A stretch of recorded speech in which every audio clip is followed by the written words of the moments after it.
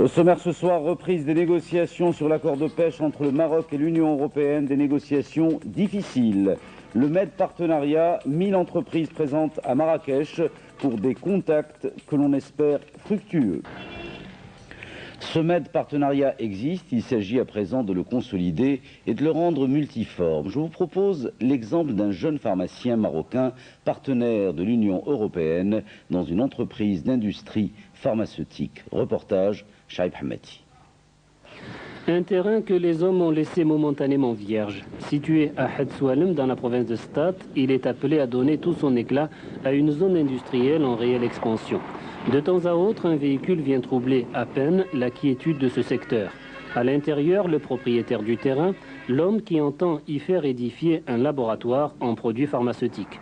L'idée a germé il y a quelque temps déjà, restait pour Abdelali Lahlou d'en concrétiser les contours, c'est-à-dire le mode de financement. Pour réaliser son entreprise créatrice d'emplois, plusieurs options se sont présentées au promoteur qui ne cesse de montrer l'acquisition à son épouse.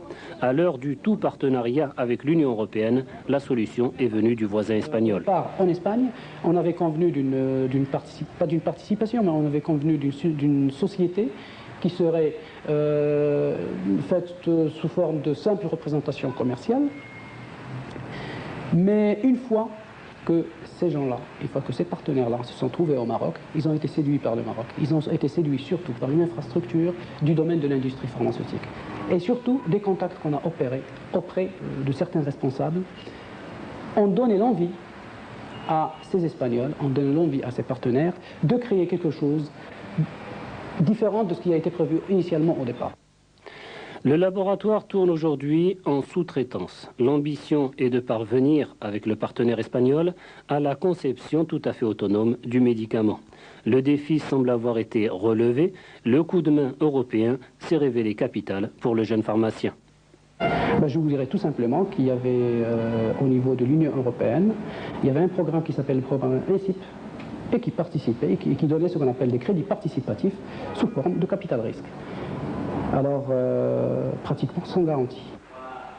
Une simple signature et le capital social du futur laboratoire est tout trouvé, 7 millions de dirhams pour une association prometteuse et ambitieuse. Cette association, si vous voulez, de la technologie européenne avec le savoir-faire et le dynamisme marocain nous ont permis de mettre à la disposition du patient marocain des produits de choix au meilleur rapport qualité-prix.